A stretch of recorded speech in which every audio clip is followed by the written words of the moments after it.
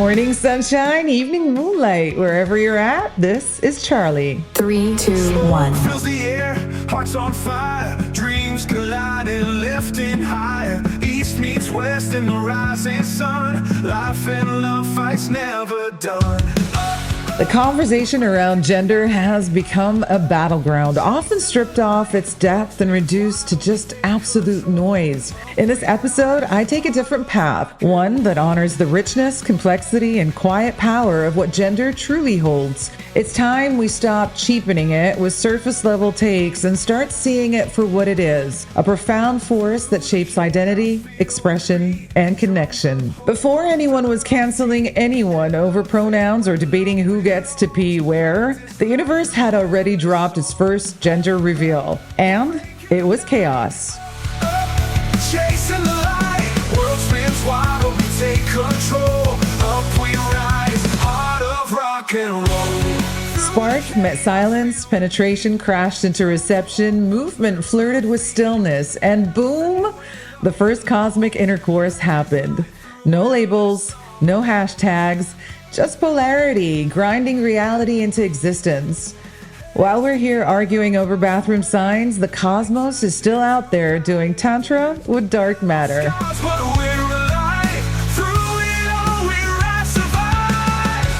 Every ancient civilization somehow stumbled upon the same realization, usually while staring at stars, contemplating what crops grow, or drinking whatever fermented beverage they've invented that century.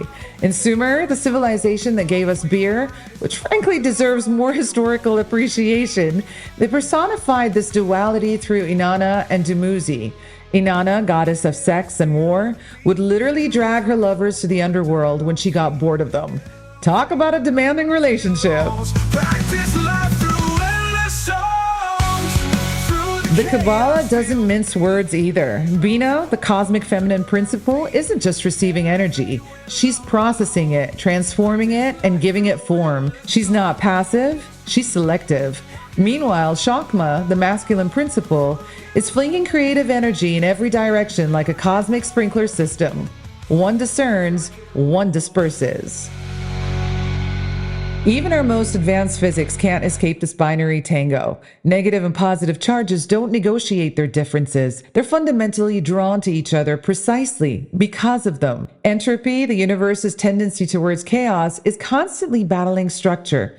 Particles behave like waves when we're not looking, then snaps into defined positions when observed. It's like the universe is playing a cosmic game of red light, green light with itself. Quantum mechanics, that realm where physicists start sounding like mystics after the third espresso, tells us something different about complementarity. Electrons refuse to be pinned down as either particles or waves. They're both, depending on how you interact with them. It's as if the universe is saying, your categories are cute, dude, but I'm more complex than your binary thinking. And isn't that precisely what we're doing with masculine and feminine energies today? Trying to collapse the wave function of human complexity. The divine feminine isn't some cosmic version of Kardashian Instagram post. It is the dark matter of becoming, the pregnant void that comprises 95% of the universe yet remains invisible.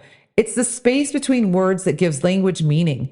It's the silence between musical notes that creates rhythm. Meanwhile, the divine masculine isn't bench pressing galaxies and shotgunning supernovas. It's the principle that breaks symmetry, that differentiates, that says this, not that. It's the decision that collapses possibility into actuality. In Hindu cosmology, Shakti, the feminine principle, contains all energy and potential. But without Shiva, the masculine principle of consciousness, that energy remains wild, untamed, and unrealized. One without the other is cosmic potential without purpose. As Joseph Campbell brilliantly observed, "We're not searching for the meaning of life, but the experience of being alive." That experience requires both principles, the flowing receptivity of the feminine and the directed purpose of the masculine. Before we were splitting biological hairs and arguing about who should take out the cosmic garbage, these energies were already the fundamental operating system of reality. Not competitors, but co-creators in the grand algorithm of existence. And yet, here we are trying to equalize what was never meant to be equal. Your meat suit comes with factory settings, and they're not as negotiable as your dating app preferences.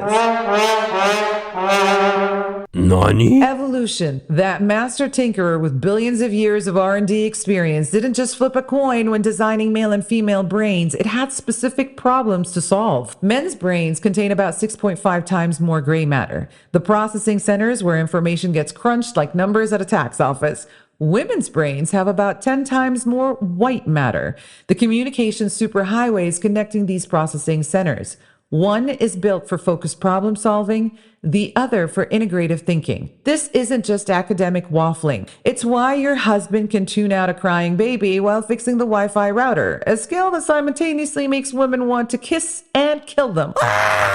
While his wife can sense their teenager is lying about homework while cooking dinner and mentally planning next week's schedule. Neuropsychiatrist Luann Brizendine put it, "The female brain is so deeply affected by hormones that their influence can be said to create a woman's reality." Men's reality is equally shaped by their neurological architecture, just differently. When a woman says, "I have a bad feeling about this," she's not being superstitious. She's processing thousands of subtle social cues through brain structures literally optimized for that purpose. When a man seems oblivious to emotional undercurrents while laser focused on a single task, he is not being deliberately obtuse. He's operating within his neurological design parameters. Swedish neuroscientist Ivanka Savik Berglund found that even in same-sex couples, those who identify as butch or masculine presenting often have brain structures more similar to heterosexual men, while femme or feminine presenting individuals show brain patterns similar to heterosexual women. Biology isn't just being stubborn, it's trying to tell us something about these energy patterns. If brains are the hardware, hormones are the operating system, and they're running very different programs. And believe me, once a woman reaches the age of 50, she can vouch for that 100%. The female body is a symphony of fluctuating hormones creating a monthly rhythm that would make Mozart jealous. Estrogen rises and falls, progesterone enters and exits, oxytocin floods the system during connection and bonding. This hormonal dance creates a cyclical experience of reality in itself. Men, meanwhile, are marinating in testosterone, a hormone so powerful it literally reshapes brain architecture in utero. It's the chemical equivalent of a drill sergeant screaming, "Focus! Compete! Build! Protect!" It's why men are statistically more likely to die doing incredibly stupid things that seemed like good ideas at the time. Evolutionary biologist Robert Sapolsky observed, "You could have a guy with the social skills of a chair and he still might have reproductive success, as long as he was high-ranking enough. That has not been equally true for females." Average man has 15 to 20 times more testosterone than the average woman. This isn't a trivial difference. It's why men commit 85 to 90% of all homicides globally across every culture studied. It's also why they've built most of the physical infrastructure we live in. Same chemical, different expressions. For women, the oxytocin system is twice as active as in men. It's why women generally maintain larger social networks and remember birthdays that men forget existed.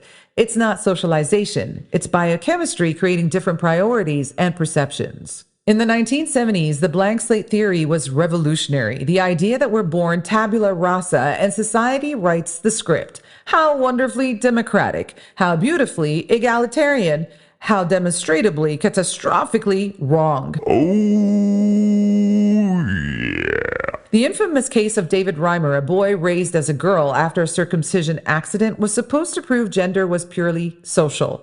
Instead, it demonstrated the opposite when he rejected his female assignment despite having no knowledge of his biological sex. As an adult, he reclaimed his male identity before tragically taking his own life, a devastating rebuttal to well-intentioned social engineering. Studies of congenital adrenal hyperplasia, where girls are exposed to high testosterone in utero, show these girls consistently prefer boy-typical toys and activities despite parents encouraging feminine behavior.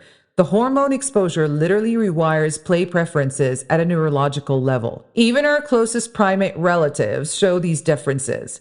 As primologist Frans de Waal documented, female chimpanzees are more likely to play with stick dolls, while males prefer rough and tumble play. This occurs across cultures with no Instagram influencers or toy commercials to blame. Neuroscientist Simon Baron-Cohen puts it, "The female brain is predominantly hardwired for empathy. The male brain is predominantly hardwired for understanding and building systems." This isn't hierarchy. It's complementarity. When we deny these biological realities, we don't liberate people. We confuse them.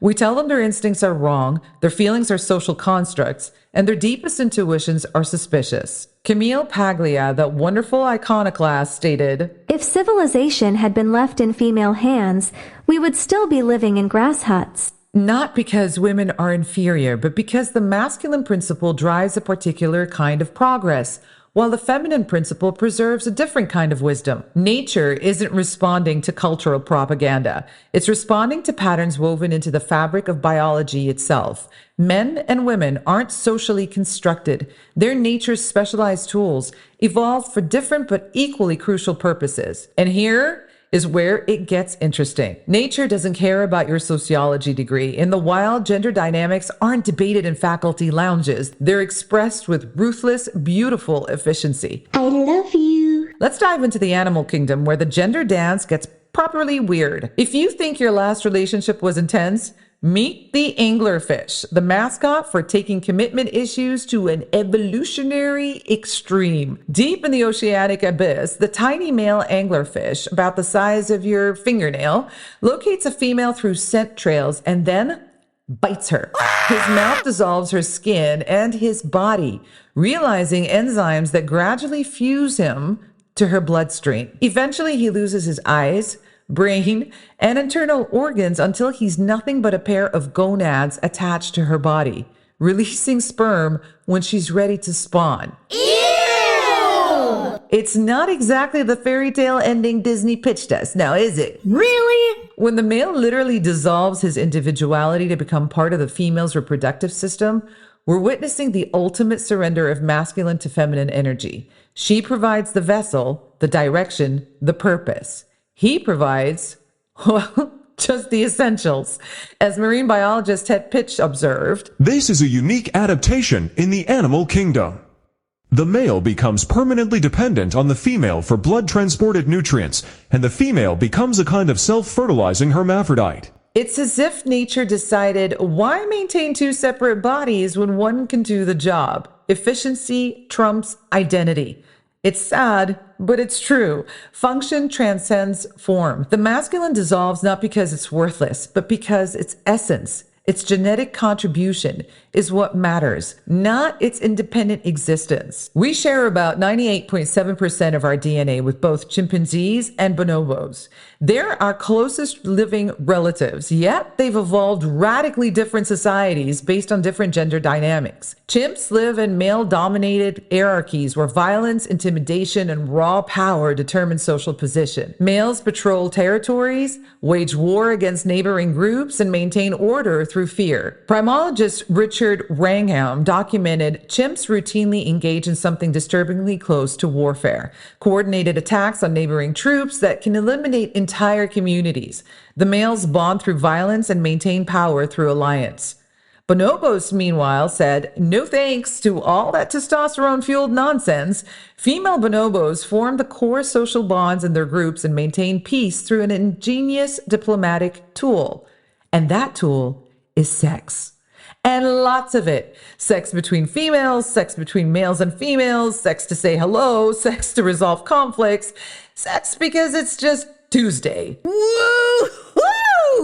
Female coalitions check male aggression, creating a society with dramatically lower violence rates than their chimp cousins. Same genus, different priorities, different gender balances, and different outcomes. Fascinatingly, bonobos resolve food competition through sex rather than fighting.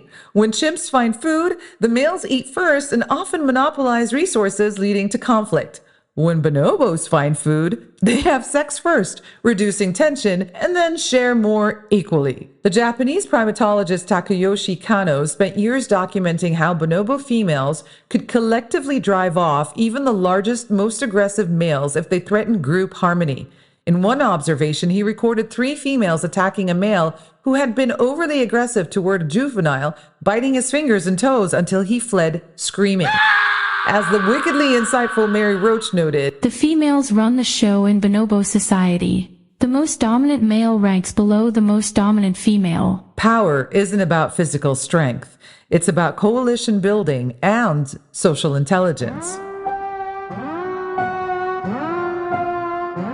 So if you think human politics is complicated, consider the honeybee hive, a matriarchal monarchy where males are essentially flying sperm banks with an expiration date.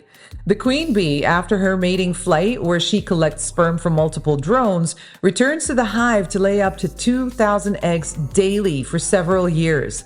The male drones who successfully mate with her pay the ultimate price. Unusual practice, breaking the mold. Their reproductive organs explode during copulation, ripping from their bodies as they fall to their deaths. These drones who don't get the chance to mate face an equally brutal fate when resources grow scarce. As winter approaches, the female worker bees physically drag them from the hive and refuse to let them return, leaving them to starve or freeze. Entomologist Thomas Seeley puts it, "The workers control reproduction in a honeybee colony. It's the workers who decide whether to rear a new queen, and it's the workers who drive the drones out of the hive in the fall." The hive itself functions as a superorganism. Individual bees are more like cells in a larger body than autonomous beings. The queen may seem powerful, but she's actually controlled by chemical signals from the workers. If she fails in her egg-laying duties, the workers will create her replacement and kill her. It's a reminder that in nature, gender roles aren't about fairness or equality. They're about functionality. Every bee has its purpose. Unusual practice, breaking the mold. Every purpose serves the collective. Sentimentality doesn't enter in this equation. Now, what's fascinating about bees is that the females do everything essential for hive survival. They gather nectar, produce honey, build the honeycomb, tend the larva, regulate hive temperature, and defend against intruders. Males exist solely to provide genetic diversity through mating. The legendary entomologist William Morton Wheeler observed, "The colony is not a democracy, nor is it a tyranny. It is not like anything in human political experience. It is a thoroughly feminine affair." nature keeps experimenting with different gender balances because each creates different types of resilience. The question isn't which system is right, it's which system works for the specific evolutionary challenges each species faces. And that brings us the uncomfortable question for humans. What are our specific challenges, and which gender balance best serves our collective flourishing? Smash the like button. Carl Jung, that magnificent Swiss mystic masquerading as a psychiatrist, recognized something deep. Psychological wholeness requires internal marriage. The masculine and feminine principles must wed within the psyche. He called the feminine aspect of a man's unconscious the anima, and the masculine aspect of a woman's unconscious the animus. These aren't just psychological constructs, they're energetic realities that shape our dreams, creative impulses, and relationships. Jung himself wrote, "The meeting of two personalities is like the contact of two chemical substances. If there is any reaction, both are transformed." This transformation comes when we recognize the other within ourselves. The most toxically masculine men are typically possessed by an unconscious anima they've never acknowledged, which is why the toughest guys often melt completely when faced with their daughters. The most stridently feminine women often have an unintegrated animus driving their choices from the shadows, which explains why some of the most traditionally feminine women can suddenly display ruthless executive function when their families are threatened. In Jungian psychology, the syzygy represents the divine couple, the ultimate union of masculine and feminine principles. It's not about becoming androgynous, it's about becoming whole. The oak tree doesn't become less oak-like by acknowledging the soil that nourishes it. The river doesn't become less itself by recognizing the banks that guide it. Marie-Louise von Franz, Jung's brilliant protege, observed, "The psychological rule says that when an inner situation is not made conscious, it happens outside, as fate." What we fail to integrate internally, we attract externally, often in its most problematic form. These energies manifest as archetypal tools. The sword and the chalice, ancient symbols that appear across cultures from Arthurian legend to Buddhist Tantra. The sword represents the masculine principle of discernment,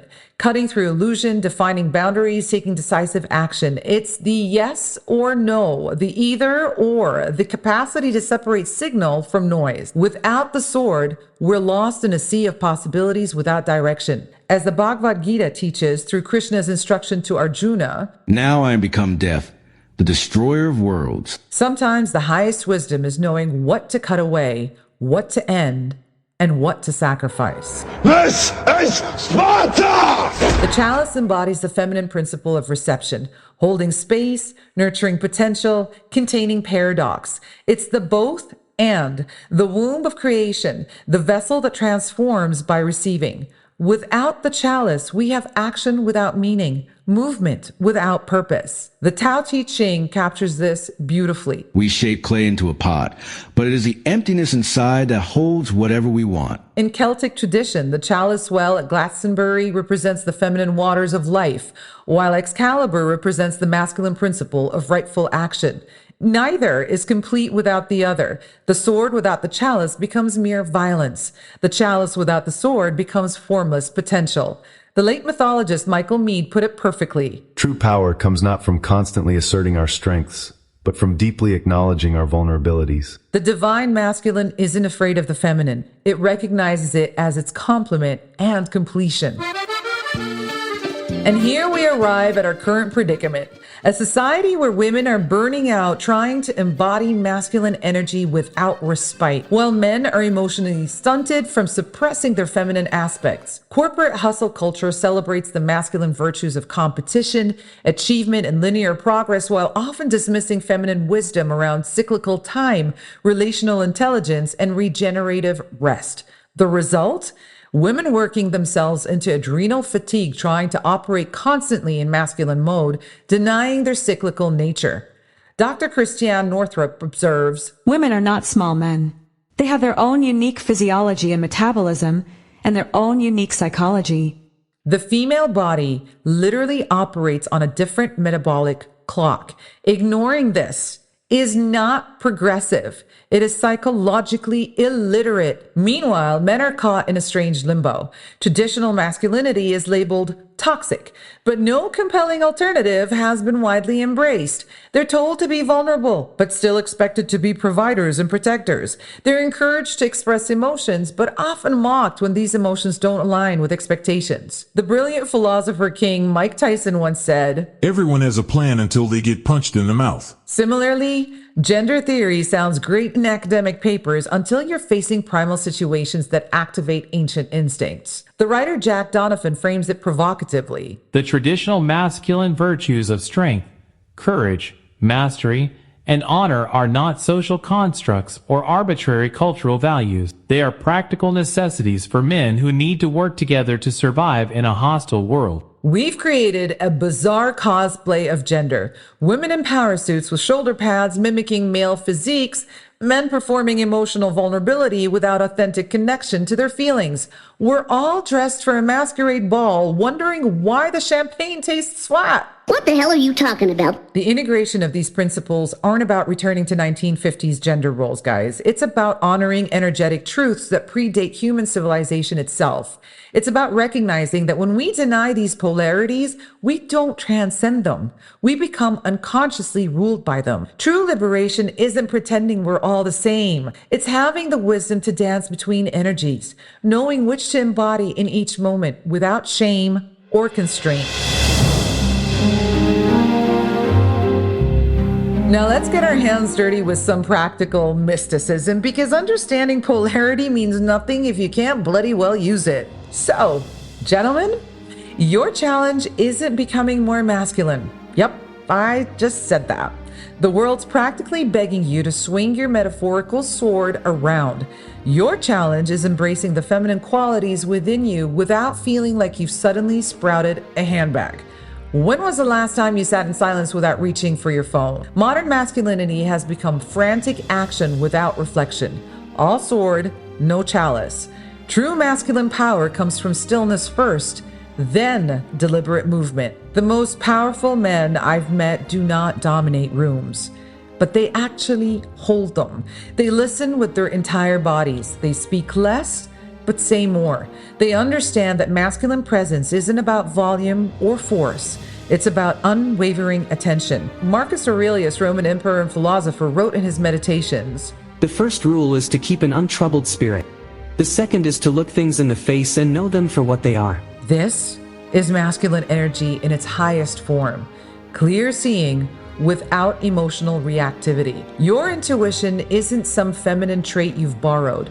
It's the accumulated wisdom of your lineage speaking through your body.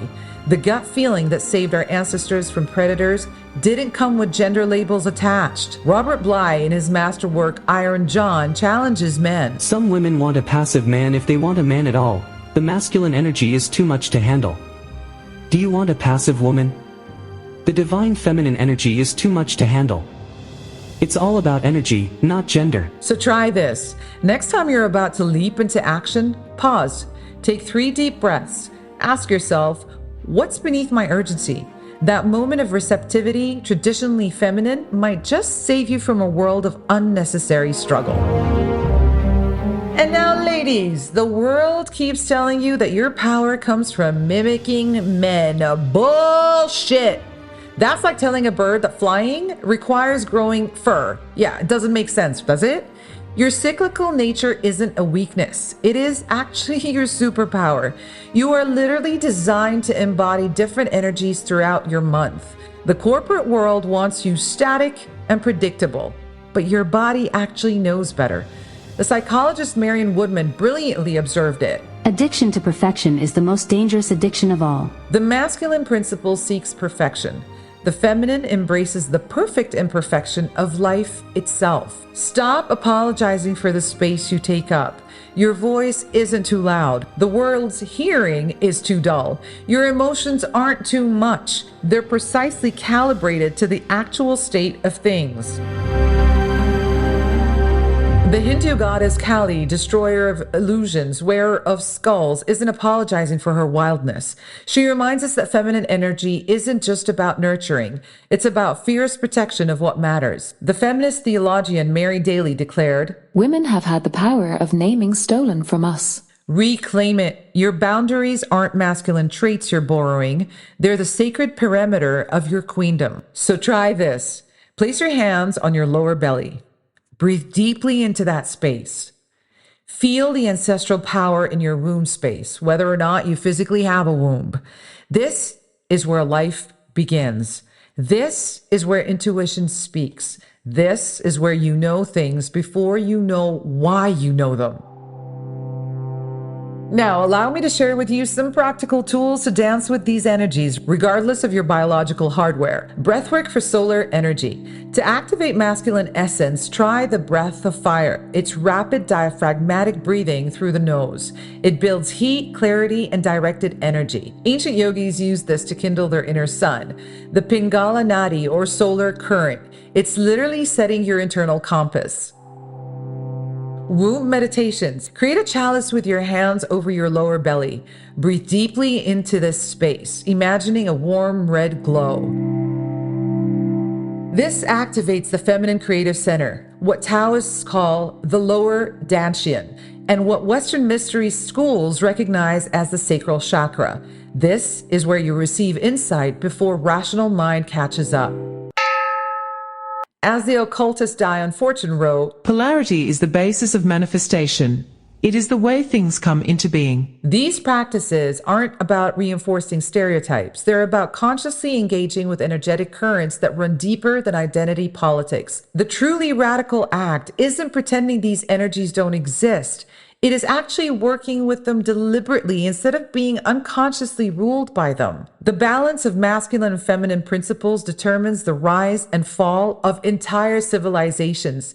This is by far more important than we're giving it credit. History offers us a parade of cautionary tales about what happens when one principle dominates while the other is suppressed. Rome collapsed under the weight of its own hypermasculine expansion. All conquest, no consolidation. Their military might stretched beyond what their social cohesion could possibly sustain. Historian Edward Gibbon noted, "The decline of Rome was the natural and inevitable effect of immoderate greatness." The mythical Atlantis, whether literal or metaphorical, represents the opposite imbalance. According to Plato's account, Atlantis fell when it lost its connection to divine law. which is the masculine principle, and became decadent, chaotic, and untethered from cosmic order, which is the feminine principle, unbound. Indigenous wisdom from the Hopi speaks of previous world ages that ended when humans fell out of balance with natural law. The philosopher Oswald Spengler observed in The Decline of the West, "Civilizations are organisms, and world history is their biography." like any organism, the world requires both structure and flow, both stability and adaptation, the masculine and feminine principles working in absolute harmony. We're currently witnessing a particularly confused chapter in this ancient story. We've confused equity with sameness. The noble pursuit of equal rights has morphed into a bizarre insistence that men and women are essentially identical beyond reproductive organs, a claim so obviously false that maintaining it requires increasingly tortured logic. The evolutionary biologist Heather Heying puts it, "Denying sex differences, rather than working to remove unfair barriers, is itself a sexist approach." The digital age compounds this problem. Algorithms reward neutrality and punish nuance. Everything becomes a bland, politically palatable middle ground that satisfies no one and inspires nothing. We're creating a beige world where passionate polarity, the voltage that powers innovation and desire, is systematically dampened. The brilliant cultural critic Neil Postman warned us, "When a population becomes distracted by trivia, when cultural life is redefined as a perpetual round of entertainments, when serious public conversation becomes a form of baby talk, when, in short, a people become an audience, and their public business a vaudeville act, then a nation finds itself at risk." And that is precisely what happens when we deny the profound truth of complementarity energies. We become spectators to our own spiritual neutering. The solution isn't androgyny, the bland neutralizing of differences. It's actually alchemy, the sacred marriage of opposites that creates something greater than the sum of its parts. The ancient Hermetic axiom, "as above, so below," reminds us that cosmic principles manifest at every level of existence. Just as the universe requires both expanding force and gravitational attraction to function, human societies require both masculine and feminine principles working in conscious partnership. Carl Jung wrote, "The meeting of two personalities is like the contact of two chemical substances. If there is any reaction, both are transformed." This transformation, this alchemy, occurs when masculine and feminine energies meet with mutual respect and recognition. Rumi, that 13th century Sufi poet who understood polarity better than most modern gender studies departments ever did, wrote, "Your hand opens and closes, opens and closes. If it were always a fist or always stretched open, you would be paralyzed. Your deepest presence is in every small contracting and expanding. The two is beautifully balanced and coordinated. As birds' wings." That's the secret. Not the elimination of difference, but its conscious embrace.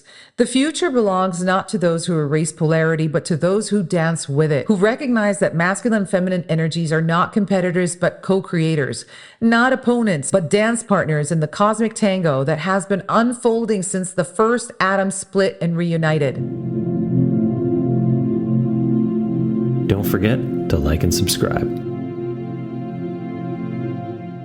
As the Emerald Tablet of Hermes Trismegistus declared, that one thing, that sacred third possibility born from the conscious union of masculine and feminine, that is our birthright, and that is our salvation. It's not about going backward to rigid gender roles or forward to genderless homogeneity. It's about going deeper into the wisdom that has always been inscribed in our very cells, waiting for us to remember. Let me leave you with a story that's been passed down through generations, a tale that contains more truth than most modern textbooks on gender theory. There's a sacred story of the Thunderbird and the Great Serpent. These two powerful beings represent the fundamental polarities of existence. The Thunderbird soars above the world, commanding lightning and storm, representing the masculine principle, power projected outward, vision from above, the swift strike of decisive action. Its domain is the sky, the realm of spirit and thought. The Great Serpent dwells in the waters and earth, representing the feminine principle, the wisdoms of depths, intuitive knowledge, the coiled power that sustains life. Its domain is the water and earth, the realm of emotion and material existence. According to the legend, these beings exist in eternal opposition. When they meet, tremendous storms rage across the land. The Thunderbird attempts to strike down the serpent with lightning, while the serpent attempts to pull the Thunderbird into the depths. Many storytellers focus on their conflict, but the deeper teaching lies in their relationship. You see, neither can destroy the other without destroying the world itself. Their dance of opposition creates the very tension that maintains creation. As Black Elk, the renowned Lakota medicine man, explained, "Everything the power of the world does is done in a circle. The sky is round. And I have heard that the earth is round like a ball. And so are all the stars. Birds make their nests in circles. For theirs is the same religion as ours." The circle requires all points on its circumference, the highest and the lowest, the easternmost and the westernmost. Remove any point and the circle breaks. In some versions of the story, a great flood or drought comes when humans forget to honor both energies, when they favor one and denigrate the other. Balance is restored not when one power defeats the other, but when humans remember to give equal reverence to both. The storm only stops when we stop trying to make the Thunderbird and the serpent become one another, when we honor their essential, irreducible difference. We are not the same. And that's the entire point. You're not supposed to be your partner, your mother, your father, your sister, your brother. You're not meant to be them or even fully understand them. You're meant to witness their mystery, to stand in awe of their difference, to be completed by what you are not. Different energies provide different wisdom. The masculine sees what the feminine misses. The feminine knows what the masculine overlooks. Shiva without Shakti is a course. Shakti without Shiva is unmanifest potential. The Tao's concept of wu-wei effortless action comes from harmonizing these energies, not eliminating them. Modern relationships fail when we expect our partners to mirror images of ourselves. The magic happens in the difference, in the spark that flies when flint meets steel, when water meets fire, when earth meets air. Look at quantum physics, where complementarity is a fundamental principle. The wave and particle nature of light cannot be observed simultaneously, yet both are needed for a complete understanding. Until next time, I will leave you with this. Please do not aim to balance everything. Aim to honor what was never meant to be uniform. That's where beauty happens. It's in the dance, not the fusion. The goal isn't to homogenize masculine and feminine energies into some lukewarm, androgynous middle ground.